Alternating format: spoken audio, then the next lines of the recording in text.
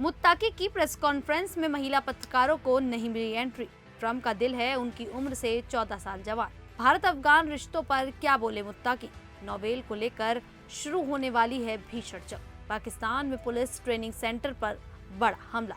नमस्कार, मेरा नाम है शालिनी और आप देख रहे हैं द न्यूज़ 15। स्वागत है आपका हमारे खास प्रोग्राम दुनिया के हालचाल में। चलिए नजर डालते हैं इन बड़ी खबरों पर विस्तार से। अफगानिस्तान के विदेश मंत्री आमिर खान मुत्ताकी पहली बार भारत दौरे पर आए। इस दौरान उन्होंने प्रेस कॉन्फ्रेंस की, लेकिन इसमें कोई भी महिला पत्रकार शामिल नहीं थी। इस बात को लेकर भारत में बड़ा विवाद खड़ा हो गया। कांग्रेस नेता राहुल गांधी और प्रियंका गांधी ने इसकी कड़ी आलोचना की। राहुल गांधी ने कहा कि प्रधानमंत्री नरेंद्र मोदी जब महिला पत्रकारों को बाहर रखने की अनुमति देते हैं तो यह भारत की हर महिला के प्रति कमजोरी दिखाता है। उन्होंने कहा कि भारत में महिलाओं को हर क्षेत्र में समान भागीदारी का अधिकार है और इस मामले पर सरकार की चुप्पी नारी शक्ति पर लगाए गए नारों की खोखली सच्चाई को उजागर करती है। प्रियंका गांधी ने सोशल मीडिया प्लेटफॉर्म एक्स पर पीएम मोदी से इस मुद्दे पर स्पष्ट जवाब मांगा। उन्होंने लिखा कि अगर महिलाओं के अधिकारों की बात सिर्फ चुनाव तक सीमित नहीं है तो फिर प्रेस कॉन्फ्रेंस में महिला पत्रकारों को क्यों रोका गया। रिपोर्ट्स के मुताबिक पत्रकारों को आमंत्रित करने का फैसला तालिबान अधिकारियों ने किया था। विदेश मंत्रालय ने कहा कि भारत की इस प्रेस वार्ता में कोई भूमिका नहीं थी। मुत्ताकी ने कहा कि हर देश के अपने रीति रिवाज और कानून होते हैं और उनका सम्मान होना चाहिए। तो वहीं अमेरिकी राष्ट्रपति डोनाल्ड ट्रंप की हेल्थ रिपोर्ट जारी हो गई है। उन्होंने वॉशिंगटन डीसी के पास Walter Reed national military medical centre में अपने स्वास्थ्य की जांच कराई थी। रिपोर्ट्स के मुताबिक ट्रंप पूरी तरह स्वस्थ हैं। डॉक्टरों ने बताया कि ट्रंप का दिल उनकी असली उम्र से 14 साल जवान है, यानी 79 साल की उम्र में भी उनका दिल 65 साल के व्यक्ति जितना फिट है। डॉक्टर सिंह बारबाबेला, जो अमेरिकी नेवी के कैप्टन हैं, उन्होंने बताया कि ट्रंप के हृदय, फेफड़े, तंत्रिका तंत्र और अन्य अंग बिल्कुल सामान्य हैं। ट्रंप ने करीब 3 घंटे अस्पताल में बिताए और इस दौरान उन्होंने सालाना फ्लू वैक्सीन और कोविड-19 बूस्टर डोज भी लगवाई। डॉक्टरों ने उनकी एडवांस इमेजिंग और लैब टेस्टिंग भी की, जिसके परिणाम अच्छे रहे। रिपोर्ट्स में कहा गया कि ट्रंप नियमित रूप से अपने स्वास्थ्य का ध्यान रखते हैं और डॉक्टरों के निर्देशों का पालन करते हैं। डॉक्टर बारबाबेला ने व्हाइट हाउस की ओर से जारी मेमो में लिखा, राष्ट्रपति डोनाल्ड ट्रंप बिल्कुल स्वस्थ हैं। इस रिपोर्ट के सामने आने के बाद ट्रंप समर्थकों ने सोशल मीडिया पर इसे उनकी फिटनेस और अनुशासन का सबूत बताया। तो वहीं अफगानिस्तान के विदेश मंत्री आमिर खान मुत्ताकी भारत दौरे पर हैं और उन्होंने उत्तर प्रदेश के सहारनपुर जिले में स्थित दारुल उलूम देवबंद का दौरा किया।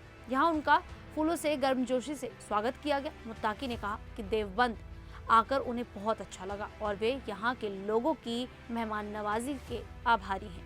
उन्होंने बताया कि भारत और अफगानिस्तान के रिश्ते मजबूत हैं और दोनों देशों का भविष्य उज्जवल दिखाई देता है। ये पहली बार है जब 2021 में सत्ता संभालने के बाद कोई अफगान विदेश मंत्री भारत आए हैं।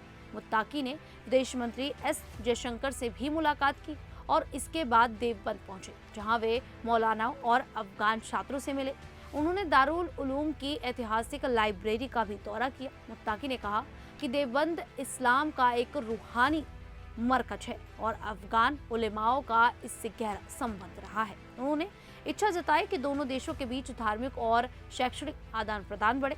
दारुल उलूम देवबंद की स्थापना 1866 में ब्रिटिश राज के दौरान हुई थी। यह संस्थान देवबंदी इस्लामी विचारधारा का जन्म स्थान माना जाता है, जिसकी शिक्षा अफगानिस्तान, पाकिस्तान और बांग्लादेश तक फैली हुई है। तो वहीं नोबेल शांति पुरस्कार को लेकर दुनिया में नया विवाद शुरू हो गया है। इस साल का पुरस्कार वेनेजुएला की विपक्षी नेता मारिया कोरिना मचाडो को मिला है, जबकि अमेरिकी राष्ट्रपति डोनाल्ड ट्रंप इसे जीतने की उम्मीद कर रहे थे। ट्रंप ने शांति प्रयासों के लिए काफी मेहनत की थी, लेकिन उन्हें ये सम्मान नहीं मिला। हालांकि पुरस्कार जीतने के बाद मारिया ने कहा कि वह ये पुरस्कार वेनेजुएला के पीड़ित लोगों और राष्ट्रपति ट्रंप को समर्पित करती हैं। इसी बीच रूस के राष्ट्रपति व्लादिमीर पुतिन ने भी ट्रंप का समर्थन किया और नोबेल समिति की आलोचना की।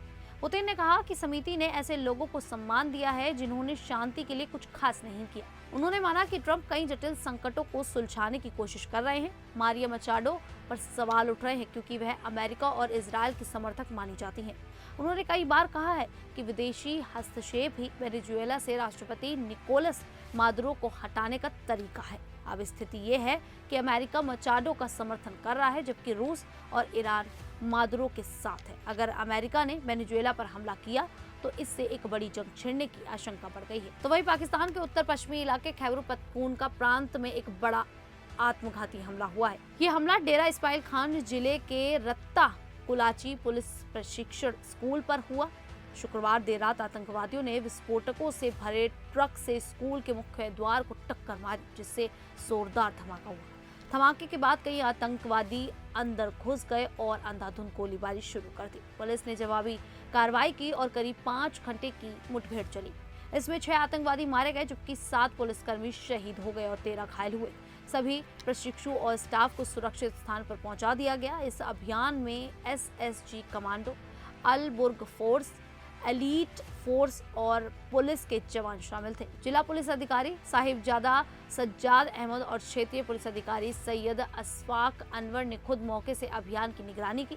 मुठभेड़ के बाद आतंकियों के पास से आत्मघाती जैकेट, विस्फोटक और आधुनिक हथियार बरामद हुए।